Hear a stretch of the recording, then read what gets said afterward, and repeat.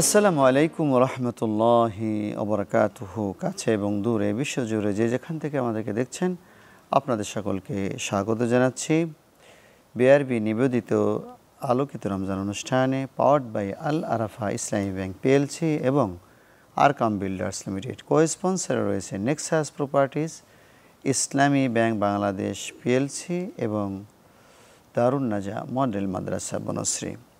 প্রিয় দর্শক, আজকের এই মাহফিল অনুষ্ঠানে আলোচনার জন্য দুইজন বিজ্ঞ প্রাজ্ঞ ইসলামিক স্কলারকে আমরা দাওয়াত দিয়েছি। আপনাদের দুজনকেই আমাদের এই আলোচনা অনুষ্ঠানে স্বাগতম।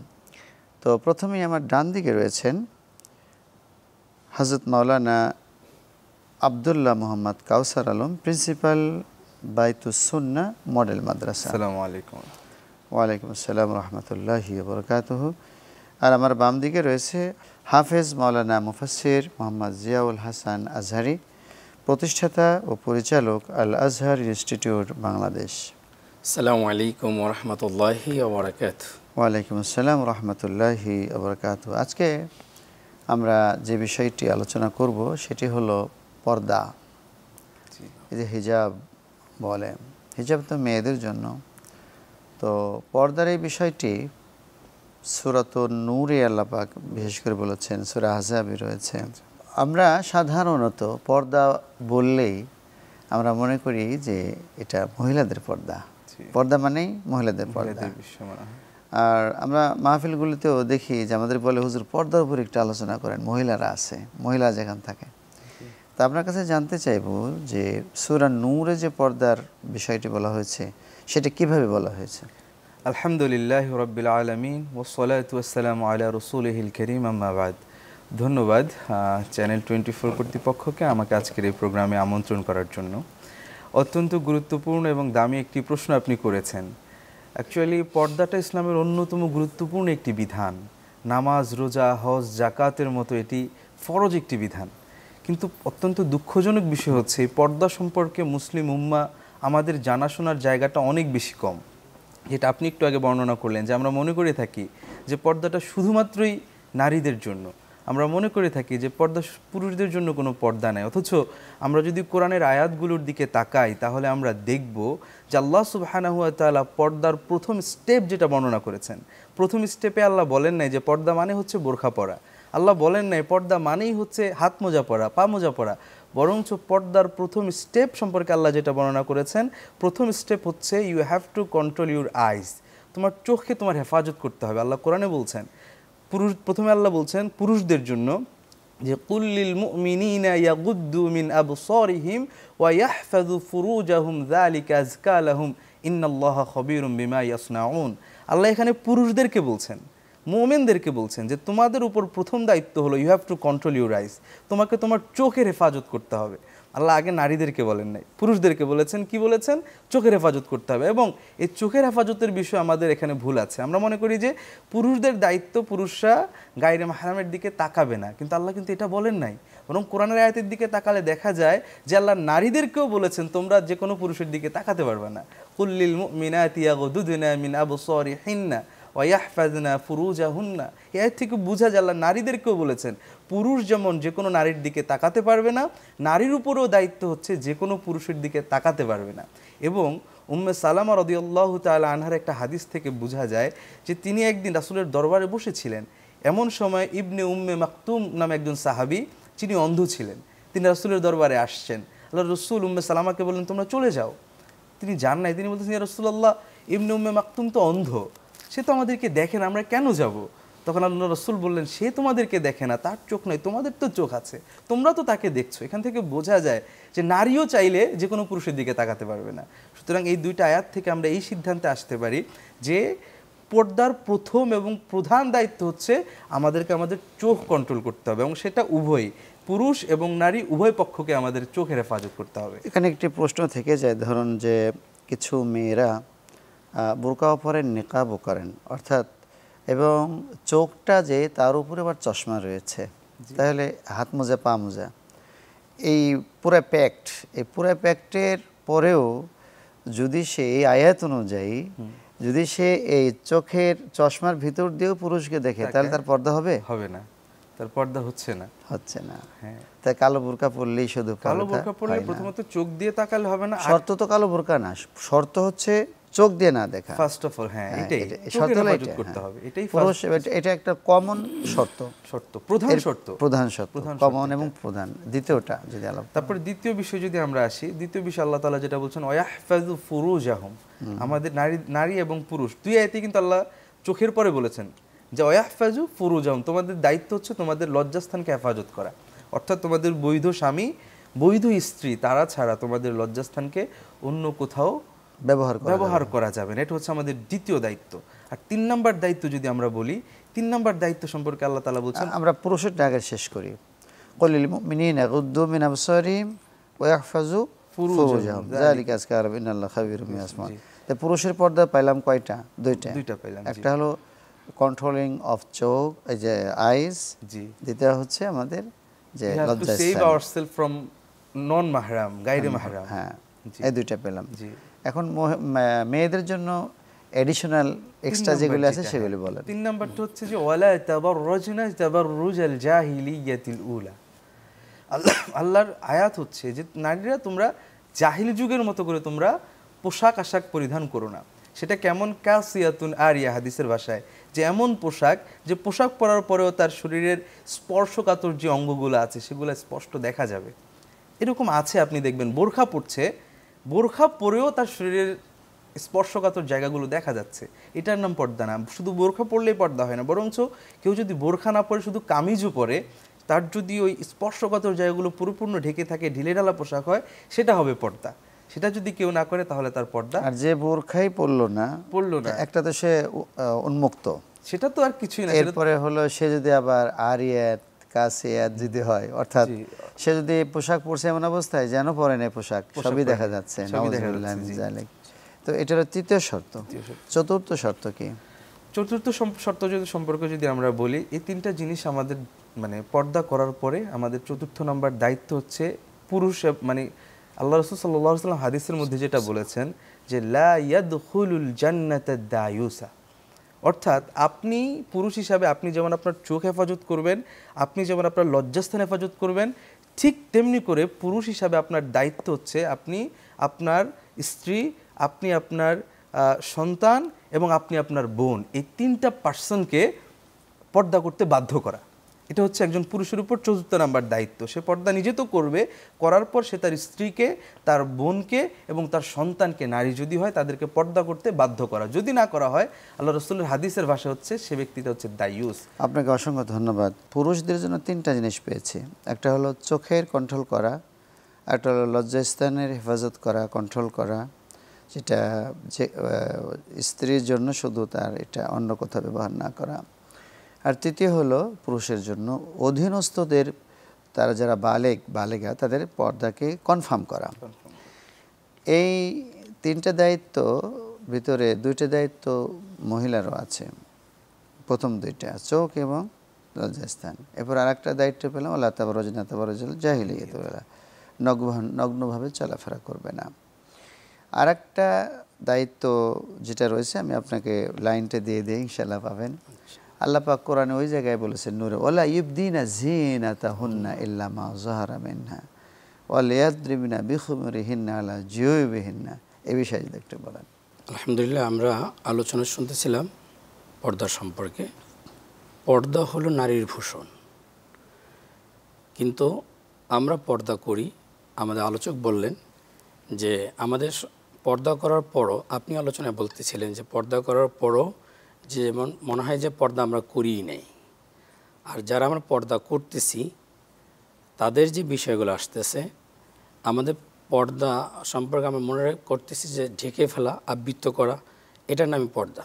কিন্তু পর্দার মূল হলো যে আপনাকে ইসলামের শরীয়তে বিধিবিধানগুলো মেনে সেই অনুযায়ী আপনাকে আমল করা। সেক্ষেত্রে আমাদের সম্পূর্ণ শরীর ঢাকার ক্ষেত্রে কিন্তু কোরআনের বিধান অনুযায়ী আসেনি। আমাদের হাতের অংশ খোলা যেতে পারে মহিলাদের ক্ষেত্রে, মুখমণ্ডল খোলা যেতে পারে, পায়ের নিচে অংশ খোলা যেতে পারে। এ ব্যাপারে আছে বিভিন্ন ইখতিলাফ রয়েছে। জি, কিন্তু যারা আপনার তাকওয়া অবলম্বন করে তাদের ক্ষেত্রে পুরোটাই ঢেকে রাখা দরকার।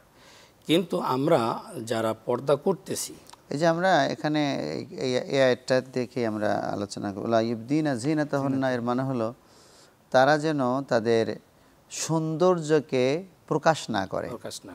লা ইবদিনা জিনাতাহুন্না, তারা যেন তাদের সৌন্দর্যকে প্রকাশ না করে।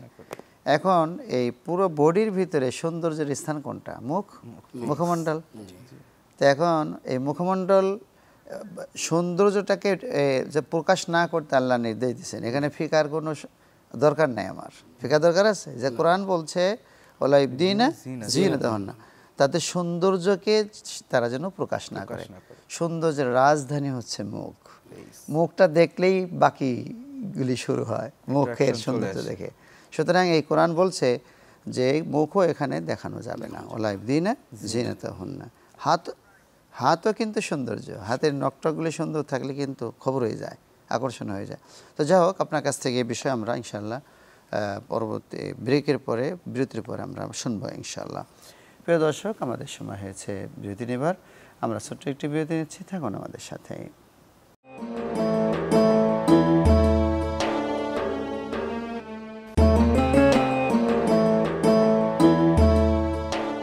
আসসালামু আলাইকুম রহমতুল্লাহি বরকাতুহু। প্রিয় দর্শক, বিরতির পর আবারও স্বাগত জানাচ্ছি বিআরবি নিবেদিত আলোকিত রমজান অনুষ্ঠানে, powered by Al Arafah Islami bank PLC এবং আল আরকাম বিল্ডার্স লিমিটেড। কো-স্পন্সর রয়েছে Nexus Properties Islami Bank Bangladesh PLC এবং দারুন নাজা মডেল মাদ্রাসা বনশ্রী।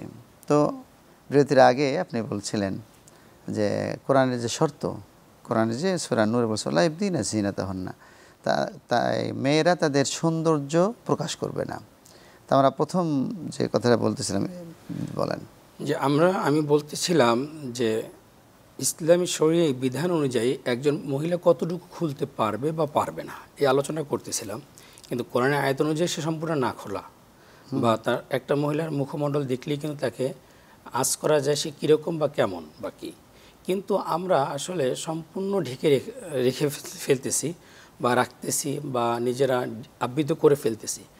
কিন্তু আমাদের ইসলামী অন্যান্য যে বিধিবিধানগুলো আছে সেটা আদৌ আমরা যাই না। আমি নামাজ পড়তেছি, যেমন এক্সাম্পল, পর্দা সহকারে আমি দাঁড়াচ্ছি, কিন্তু আমার যে কোনো সময় চুলের একটা অংশ বের হয়ে যাচ্ছে, তাহলে আমার ছত্র খোলা হয়ে যাচ্ছে, নামাজ কিন্তু আমার হচ্ছে না। আবার মহিলাদের ক্ষেত্রে বলছেন? মহিলাদের ক্ষেত্রে বলছি। যেমন পুরুষের ক্ষেত্রে হলো হাঁটু থেকে নাভি পর্যন্ত ঢেকে রাখা, এটা সতর। এর কোনো অংশ খুলে গেলে কিন্তু পুরুষ ইসলামের বিধান অনুযায়ী সে কিন্তু সম্পূর্ণ উলঙ্গ। এতটুকু জায়গার ভিতরে যদি সে খুলে ফেলে, সে ইসলামের শরীয়তের ভাষায় সে পরিপূর্ণ উলঙ্গ। সেই মহিলাদের ক্ষেত্রেও যে ইসলামের যে পর্দা করার যে বিধান আছে তার থেকে আংশিকও যদি খোলা যায়, সেই জিনিসটা আমি বলার জন্য বলেছিলাম যে হাতের যে আমাদের কবজিটুকু আছে এতে আংশিক যদি বের হয়ে যায়, কিন্তু আমাদের দেশে যে পোশাক আশাক যেটা আছে সেটা বলে কিন্তু বের হয়ে যায়। ওলা ইবদিনা জিনাতাহুন্না, যে তারা যেন তাদের সৌন্দর্য প্রকাশ না করে। সৌন্দর্যের ভিতরে সৌন্দর্যের রাজধানী হচ্ছে মুখ, এ বিষয়ে বলছিলেন। আচ্ছা, যে হাত যে খোলা যে ব্যাপারটা আপনি বলছিলেন যে গাড়িতে যখন উঠবে হাত বের হয়ে গেল, তা হাত বের হয়ে গেল তো সে তো সম্পূর্ণ পর্দা সে অবলম্বন করলো না, সে পর্দা ঢেকে রাখা পর্দা। কিন্তু যখন সে বাসের রেলিং ধরলো বা অন্য কোনো কাজ করতে গেল, বোরকাটা এমন যে এখানে আটসাট না, এখানে যদি রাবার দিয়ে করে রাখা হতো বা বোতাম লাগিয়ে রাখা হতো তাহলে তার পর্দাটা লঙ্ঘন হতো না। আর এখানে এতটা বড়, এটা যারা ডিজাইন করছে ওদের মতলব খারাপ। যে হাত এরকম করলে একার বগলতলা পর্যন্ত দেখা যায়, নাউজুবিল্লাহ। সুতরাং এই ধরনের বোরকা পরা হারাম। যেই বোরকা পরলে পর্দা লঙ্ঘন হয় সেই ধরনের বোরকা পরা কি হারাম, এটা আমরা সিদ্ধান্তে আসতে পারি। এরপরে আপনার সাথে একটা বিষয় আলোচনা করতে চাই। এই যে আমাদের মেয়েরা জিলবাব পরে, জিলবাব যে নেকাব যে এখানে দিয়ে দেয় জিলবাব, এটাকে জিলবাব বলে। তো অনেকেই বলতেছেন জিলবাব পরা দরকার নাই, তো আবার কেউ কেউ বলতেছেন জিলবাব পরা। তো এই আয়াতের দৃষ্টিকোণ থেকে জিলবাবের বিষয়টা কি বলবেন? জিলবাব সম্পর্কে আসলে যুগ যুগ ধরেই বিতর্ক চলে আসছে। কারো কারোর মতে বা কোনো কোনো মাযহাবের মতে এটা মানে মুখটা নাকটা খোলা রাখা জায়েজ আছে, কিন্তু আমরা যে মাযহাব ফলো করি, আমাদের যে হানাফি মাযহাব, সেই মাযহাব অনুযায়ী আমাদের জিলবাবটা পড়তে হবে। এবং আমাদের যুক্তি কি বলে, আমরা যদি আমাদের কমন সেন্সের দিকেও তাকাই তাহলে আমাদের কমন সেন্সও বলবে যে আপনি একটু আগে বলছিলেন যে এটা হচ্ছে আমাদের বডির ক্যাপিটাল, তা আমাদের ফেসটা হচ্ছে আমার রাজধানী আমার বডির, সুতরাং সেই জায়গাটা যদি কেউ দেখে ফেলে তাহলে আর থাকলো কি? সুতরাং সেই জায়গাটা আমার ঢাকাটাই তো, আমার কমন সেন্স বলে সেটা ঢেকে রাখাটাই আমার জন্য দায়িত্ব। পর্দা ঢেকে রাখাটাই পর্দা। পর্দা, জি, সেটা ঢেকে রাখাটাই আমার জন্য পর্দা মেইন। এবং এটা মানে মেইন পর্দাটা আমাদের এটা হওয়া উচিত। আমার যখন আমি যেটা বললাম যে কাসিয়াতুন আরিয়া, এমন পোশাক পরবো যে আমার শরীরের স্পর্শকাতর জায়গাগুলো দেখা যাবে না, সেটার পর আমার দায়িত্ব, নেক্সট দায়িত্বটাই হচ্ছে আমার চেহারাটা ঢেকে রাখা। আমি চেহারা খুলে রাখলাম, পুরো শরীরে আমি বোরখা দিয়ে আবৃত করে রাখলাম, তাইলে আপনার ভাষায় আমি আমার রাজধানীটাকে ওপেন করে রাখলাম। আল্লাহ যে বললেন, হ্যাঁ ভালো কথা বলছেন। কেউ কেউ বোরকা পড়তেছেন এখন এরকম যে মুখটা খোলা আর সব ঢাকা। আল্লাহ বলছেন ওয়ালা ইবদিনা জিনাতাহুন্না, তারা যেন তাদের সৌন্দর্য প্রকাশ না করে। সৌন্দর্য কোথায়? সৌন্দর্য মুখে, ফেসে সৌন্দর্য। তাহলে এই যারা মুখ খুলে বোরকা পড়ছেন তারা কিন্তু আল্লাহর আয়াতের এই আয়াত অস্বীকার করছে, মানে লঙ্ঘন করছেন। আমি আপনাকে একটু হেল্প করি এই একটা ইনফরমেশন দিয়ে। রাসূল সাল্লাল্লাহু আলাইহি সাল্লাম বিভিন্ন জায়গায় যে চলে যেতেন জিহাদে, সব জায়গায় কিন্তু তার স্ত্রীদের নিতেন। এক যুদ্ধে হযরত আয়েশা রাদিয়াল্লাহু আনহাকে নিয়ে গিয়েছেন। তো যখন সবাই যুদ্ধ থেকে ফিরছেন তখন আয়েশা রাদিয়াল্লাহু আনহা ওয়াশরুমে গিয়েছেন। তো এসে দেখেন কাফেলা চলে গেছে। আর আয়েশা রাদিয়াল্লাহু আনহার যে হাউদা, উটের উপরে যে আসন যেটা ভেতরে থাকতেন, উনি খুব স্লিম ছিলেন, পাতলা ছিলেন। তো যারা এর দায়িত্ব ছিল যে এটা উঠানোর, তারা উঠে নিয়ে চলে গেছে, মনে করছে ভিতরে আছে। উনি এতটা পাতলা ছিলেন যে হাউদার যে ওজন বোঝা যাইত না উনি আছে কি না আছে, এটা আজ করা যায় না। তো উনি রয়ে গেছেন। পরে সে দেখলেন যে হাইয়া সবাই চলে গেল, উনি বসে থাকলেন। তখন পর্দার আয়াত নাজিল হয়েছে। অনেক দূর যাওয়ার পরে রাসূল সাল্লাল্লাহু আলাইহি সাল্লাম খোঁজ নিলেন যে আয়েশা কই? হুজুর এই তো নিয়ে আসছি। তা আল্লাহ রাসূল আয়েশা, আয়েশার কোনো, পরে যেহেতু তার স্ত্রী, তিনি খুলে দেখেন যে আয়েশা রাদিয়াল্লাহু আনহা নেই। আস্তাগফিরুল্লাহ, লা হাওলা ওয়ালা কুওয়াতা ইল্লা বিল্লাহ, সর্বনাশ হয়ে গেছে, কোথায় আয়েশা? আল্লাহ রাসূল একজনকে পাঠালে যে তুমি যাই নিয়ে আসো, হয়তো ওখানেই আছে সে। গিয়ে দেখেন যে তিনি যখন কাছাকাছি গিয়েছেন তখন সালাম দিয়েছেন দূর থেকে, কারণ পর্দার আয়াত নাযিল হয়েছে। আয়েশা রাদিয়াল্লাহু তাআলা আনহা বর্ণনা করছেন, খাম্মারতু আলা ওয়াজহি বিজিলবাবি, যখন আমি ওই দেখলাম যে একজন পুরুষ আসতেছে, হয়তো আল্লাহর নবী সাহাবীকে পাঠিয়েছেন আমাকে নেয়ার জন্য, আমি খাম্মারতু আলা ওয়াজহি বিজিলবাবি, আমার যে জিলবাবটা ছিল এই মুখ ঢাকার জন্য, ও তাকে দেখেই সাথে সাথে আমি আমার মুখটা এই জিলবাব দিয়ে ঢেকে নিলাম। এই যে ঘটনা, ইফকের ঘটনা এটা বলে, এই যে ঘটনা, এই ঘটনা থেকে প্রমাণিত হয় যে রাসূল সাল্লাল্লাহু আলাইহি সাল্লামের উপরে যে আয়াত নাজিল হয়েছে, সেই আয়াত তো ইমপ্লিমেন্টেশন প্রথমে তার স্ত্রীরা করতেছেন।